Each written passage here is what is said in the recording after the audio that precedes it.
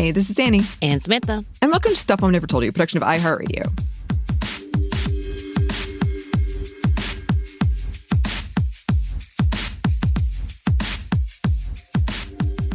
And today we have an episode that I have been hinting at in recent episodes. This one's kind of a jumble of my thoughts, but there has been some research done, and I do have some of that. That being said, there are going to be some spoilers into some very recent media, and I would say particularly All Her Fault. Which, by the way, Dakota Fanning playing a mom really threw me off. I want that to be noted at the very top. Yeah. All right. Yeah. It has been interesting because she was so young when she started as an actor. Yeah, it's like she grew up on the screen. And I feel like as a person who was in my 20s, seeing her as a child, this is not okay. I digress. Yes, it was kind of bizarre. Nothing we talk about, none of them are sponsors currently. This is just something that's been on my mind, and it feels like it's been on a lot of people's minds, which is sort of the point I'm going to make. But it is kind of related to the single mother trope that we see in horror that Samantha, you talked about in our religious horror episodes. Movies like Babadook, Conjuring 2. I didn't even include The Exorcist in that, but The Exorcist. Oh, yeah. Well, because where was the father? They weren't divorced, right? He was like overseas, yeah. But he wouldn't even talk to them on the phone. Yeah. The absent we all father. Know the absent father is a big, yes. Yes. So all of that is related.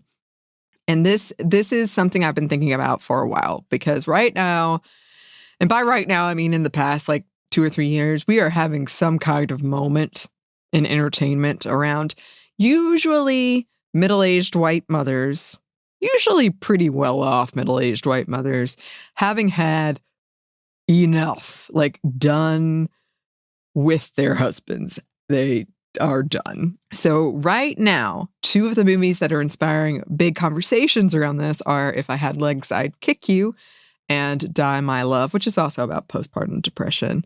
And one of the biggest shows is All Her Fault. And in recent times, we've also had Pretty Little Liars and Night Bitch. And it's pretty striking how much of these movies are pointing to the fact that moms are just not okay and their husbands suck and maybe we should murder them. Something is going on, I'm telling you. So I know what happens in all of these movies and shows.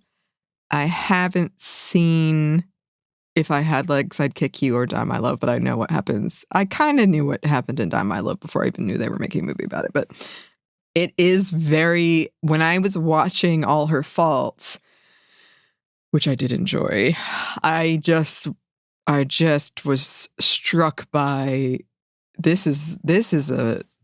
something is going on. This is a pattern I'm seeing.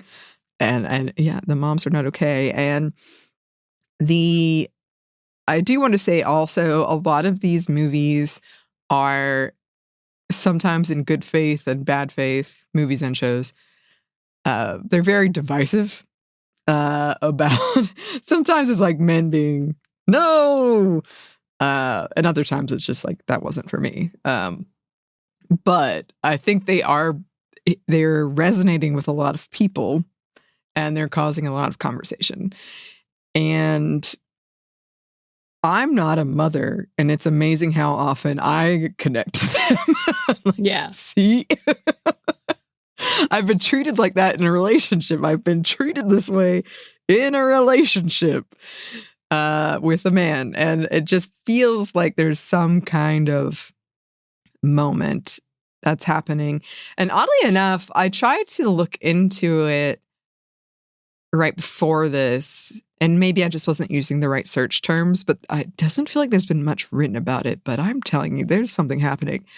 And I did find a couple of very recent studies. They were done during the pandemic, and it was saying, yeah, moms are not okay. Like, they're not doing well Their mental health is going down.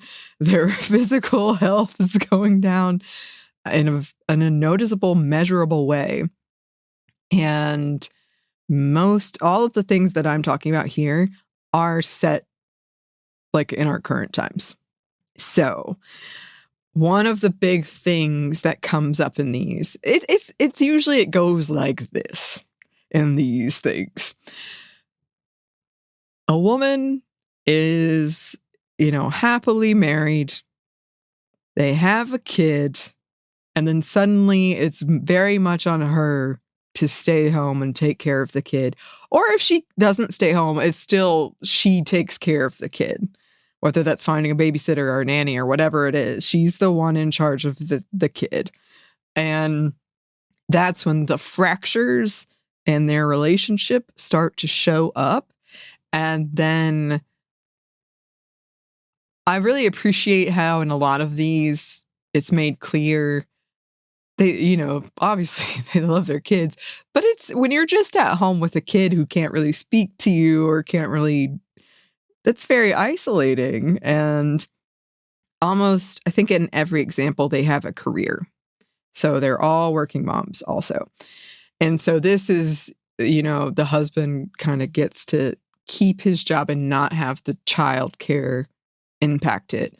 But the mom either has to leave her job or the child care impacts her job. And at a certain point, the women reach a breaking point, and it can manifest in a couple of ways, some of them being murder, some of them being divorce. Not funny, but yeah.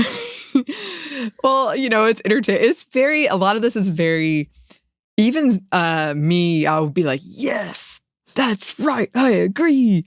But it does still feel over the top sometimes, like kind of a soap opera kind of vibe, Right. So it's not that I would necessarily cheer on, but it's something about like the kind of dramatics of the whole thing. Yeah. Yes, exactly. And so it comes to an end that way. And then usually there's a group of friends. Oh, yeah. And most of these, except the two movies, it's a group of friends, women who come together and are, airing their complaints about how their husband never does anything and they're so tired and they just want support and all of this. And they bond over that. And so it's a very, the women are providing support to each other, but the husband is not. The husband is notably not only not providing support, gaslighting them, weaponized incompetence all the time. Mm-hmm. I think a lot of them do what we were talking about recently now, where they use therapy terms as like I need my me time. And they're like, you think I don't need my me time? Right. But having this friend group that really understands that of women. And then coming to the realization that they're better off single and having this friend group of women. There's a lot worse in some of these of, kind of abuse, emotional or physical. But most of it is that I feel like we're finally kind of, maybe not finally, but we're really having a moment where we're discussing the difference of, the mom is working so hard and taking care of this kid and doing all of this stuff. And you are making her feel bad about how she's messed up here or not doing a good enough job here, but you're not helping her at all. And you get to enjoy the fun part of like being the fun dad or being the dad that shows up occasionally and doesn't do anything else, doesn't do any of the hard stuff, and then you tell her, but you're such a good mom though. No. And I'm telling you, people have had enough. They've had enough.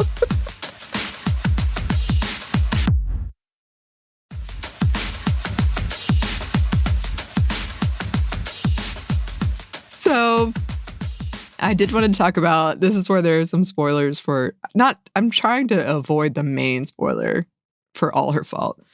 But I do think it had so many that I was just like, this is what I'm talking about. And they just, they really hit it home of like, oh.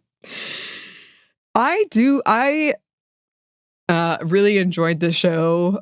And it was in part because it was sadly so refreshing that all of the women, there was one kind of woman who was a villain, the PTA mom.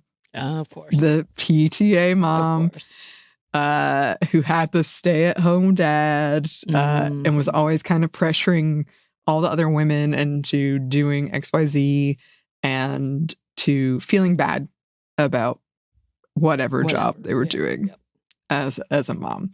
She was the one that they would often call if you needed a backup babysitter because their husbands wouldn't do it. But yeah, she was definitely like villainous. But I feel like every other woman, they were so supportive of each other because they all understood, yeah, we're not getting any support really. And they do have, they're pretty much everybody in here except one very notable exception is very well off. So they do have nannies, which is something most people can't afford to have. Right. But even so, outside of that, because they're working all day, it's still on them to take care of the kid outside of those times. So Dakota Fanning's character, she befriends Sarah Snook's character, and Sarah Snook is the main character, over kind of being annoyed and tired of being called amazing and their husband's not helping and all this stuff. And then Sarah Snook's character goes missing. Her child goes missing. And Dakota Fanning's character is the first suspect. But they kind of immediately are like, I know it wasn't you. And I really liked that they stuck together. And Dakota Fanning's character has a scene that I was like, I love, this feels so good. Where she's like, I lost my son. I can't do anything. I need help. And Dakota Fanning's character was like, how? I'll help you. What is it? I'll do it. Is it? And she helps her set up a website. And her husband wouldn't do it. Like, but, you know, having this friend who would.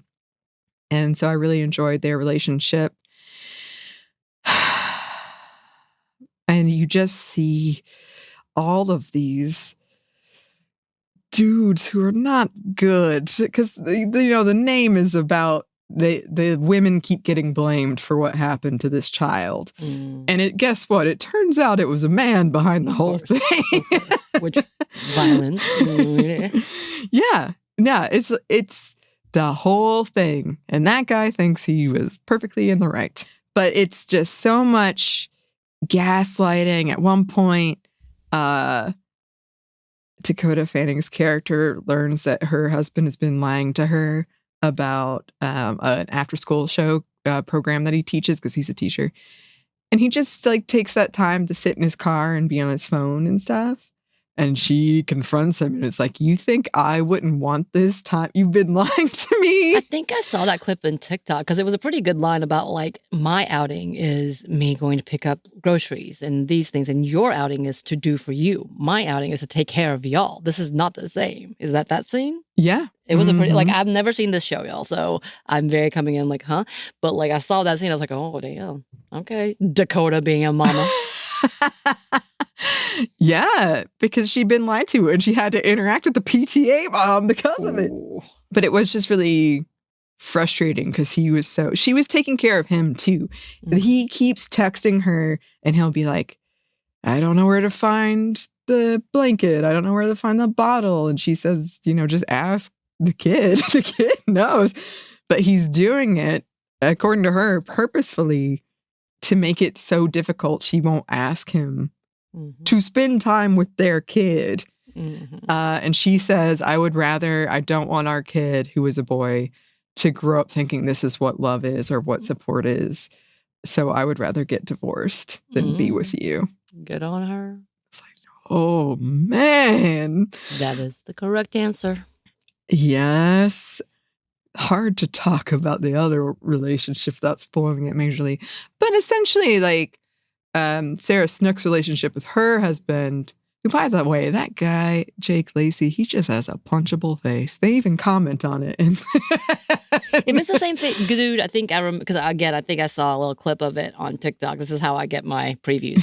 Yeah. He is the most generic looking dude because he was in a movie with Jenny Slate. And I remember when I first saw him, like his whole character was being kind of like what you would expect is a uptight, mid-level corporate job that kind of doesn't climb it, like that type of dude, but kind of handsome, but you're kind of staring like, but is he, or is he just plain? I think he's in The Office. I think he was Pete. He was like when they just would randomly throw in young people. At the very end that had the random relationship with Aaron Kemp. Yeah. I'm pretty sure that's him. I can't remember Probably exactly. Right. I think he might be right. Again, though, he might be a generic white dude that like kind of blends in with that other generic white dude. Sorry. Yeah. No. They comment on it a couple of times. But he is a very he's a very gaslighting character. He's a very controlling character. He's very quick to blame his wife for everything while also not knowing kind of anything at all. And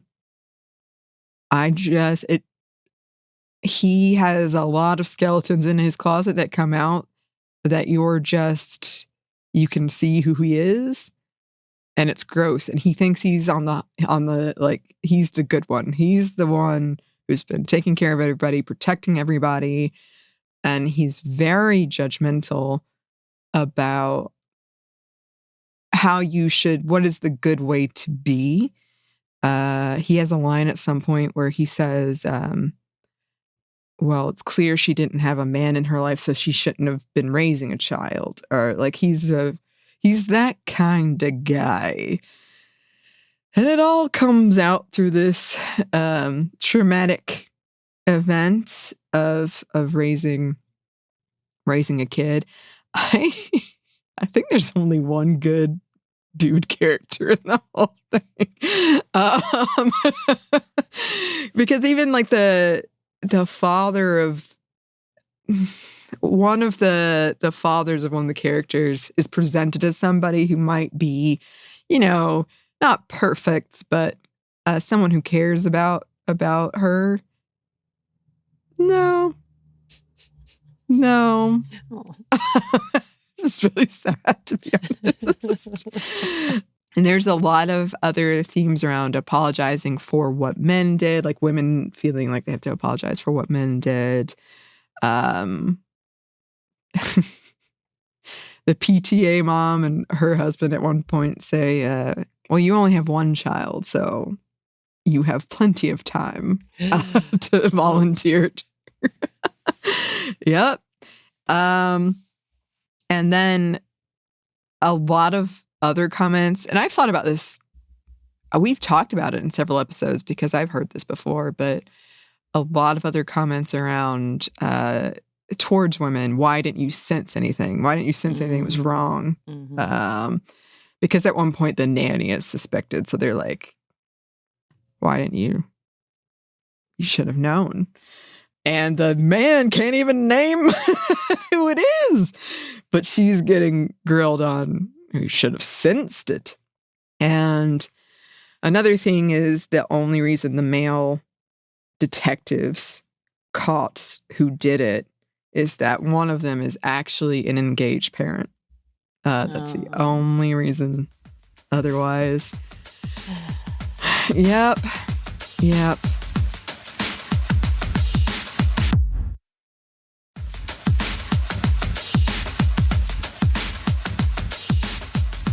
This is kind of a personal note because there's a scene where the husband is not happy with his wife's promotion, our job success.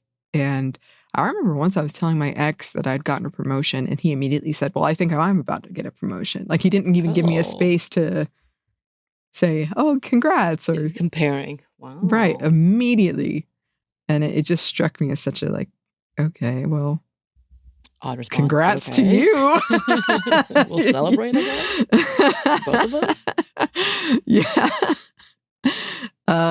And then there's one line, I believe it's in that Dakota Fanning scene where they break up, but he says, I should still be allowed to be me.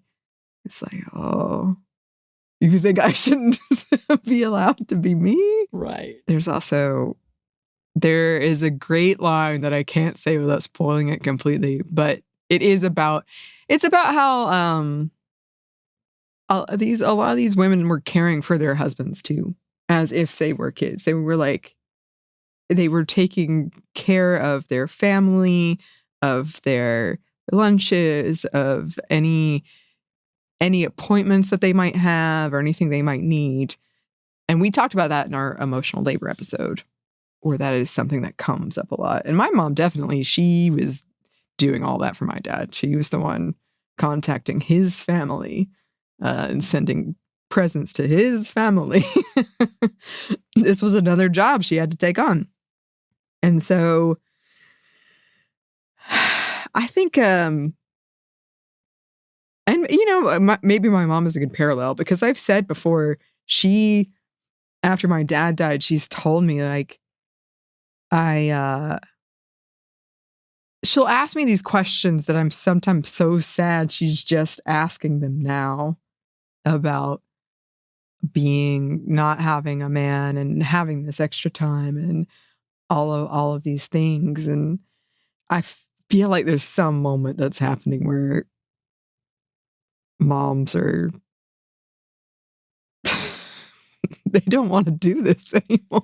Right. I mean, honestly, I wonder if, like, again, like, as influenced as we can be, but going back on social media and seeing how other people live. And again, we know we have to come back with the reality that a lot of it is, glamorized or glossed over, whether it's to get that appeal to look like that you have the perfect life, or, finally understanding from everyone else, like the amount of comments that I see on incompetent moments of, like, there was a big one, I don't know, Annie, if you saw, dude apparently went duck hunting, and when he comes back, he sees everything's clean, but also everything's empty, and gets a note with a ring saying, because he was supposed to, apparently he was like, I was gone for a couple of days, and that's how he wrote it. And then you find out that he was supposed to be home 2 days before, but he extended the trip with her taking care of the kids and her being there without him, whatever. And he does this often. And she finally was done. She was like, you know what? I've taken care of the house. I've taken care of this.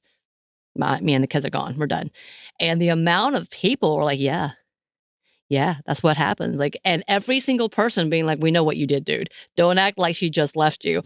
And men came to the being like, it's not that hard to communicate. It's not that hard to understand that maybe she needs an outing too. Like, again, this may be on the lowest standard of standards, than just understanding it. And some men go being like, this happened to me and I didn't know it was till too late. Like, so many of those comments, and coming through social media, not realizing, oh, women have actually left, and women coming back being like, this was hard, but this is better, like, type of conversations, and being kind of be like, oh, okay. So I wonder if finally it's like being able to recognize and naming things like weaponized incompetence, and like seeing that level, being like, oh, this is not normal. Because all we had to lean on was generational trauma. So, like, for years, we saw what the parents went through, and that they were in a really bad relationship, but you were taught, you just stick it out. It's that till you part. And then all of a sudden, you see these other examples of, like, now we broke that. We broke that cycle. You're like, Yeah. And I think that it's interesting, too, that in, like, the boomer days of getting married, women didn't have, you couldn't get a credit card, and you might not be able to leave the house easily. And you were isolated in a lot of cases. And so that's been one of my things that I've really picked up on these, is that there's a group of women that usually they come together with, and they all start complaining. And in at least several of these cases of the examples I pointed out, in the end, are like, I would rather have this group of friends. They're more supportive. If I am taking care of not only the kid while I have a job, but also I'm taking care of you and the house, then that is more work actually than being single. But we had been told for so long, you've got to have this nuclear family or else what else? Right. What are you going to do? Right. But now it's like, actually, it would be easier. It'd be one less person and one less person to be screamed at by. And I can do everything. It's my standard. And again, I think we definitely will talk about this because there's so many rollbacks when we see with women's rights. A lot of people in those same comments that I was talking about will say this is why the Republicans and the conservatives and the Christian nationalists want to roll back no-fault divorce. Yes. So they can keep women trapped for longer. Yes, absolutely. Absolutely. And I did want to go back to another point you made in that scene where Dakota Fanning breaks up with her husband. He basically is like, well, you should have said something. And she said, I did. And I showed it to you all of the time. You just didn't want to see it. Because I think a lot of people do say that of like, well, you never said something. There were no signs. But there were. Right. I mean, that's the realization. When people start saying that, more people have come back with like, no, I bet you she'd already said it. And she just, when she finally gave up, you thought she's quit. You thought that, oh, good, the nagging stopped. She's learned that I'm not going to change. But what really happened was she no longer cared and was finding an exit. Yeah. Yeah, because you weren't listening to her. Exactly. And so I've been enjoying these movies, movies and shows, and I was reading a couple of articles that were really interesting about them before I came in, but they were kind of a different topic. I more wanted to focus on what is this that's happening right now. And I think it relates to something we talked about in your recent happy hours, Samantha, where women especially are done with being asked to do all of this and getting no reward and often having to lose something because of it and being blamed for everything that could go wrong. So something's happening. Some of you have written in about specifically Night about your kind of torn thoughts on how it's presented. And I think a lot of these have that, like I said at the top, like they're kind of divisive in some ways, but I do think that they have resonated with a lot of people, whether you liked it or not, but maybe there was a message in it that you were like, oh yeah, that, But just, I know some of you have written in about some of these, so I've read those. I am really behind on listener mail responding. I've read, but the response is behind. But I would love to hear from all of you. I'm kind of hoping to come back and do a bigger episode on this. I'm hoping I can find some more research than I did, than I could find. But there's, in my opinion, clearly something going on. Well, listeners, if you would like to contact us, you can. You can email us at hello@stuffinevertoldyou.com. You can find us on Blue Sky at Mom Stuff Podcast or on Instagram and TikTok at Stuff I Never Told You. We're also on YouTube, and we have new merchandise on Comp Bureau, and we have a book you can get wherever you get your books. Thanks as always to our super producer Christina, our executive producer Maya, and our contributor Joey. Thank you. And thanks to you for listening. Stuff I Never Told You is a production by iHeartRadio. For more podcasts from iHeartRadio, you can check out the iHeartRadio app, Apple Podcasts, or wherever you listen to your favorite shows.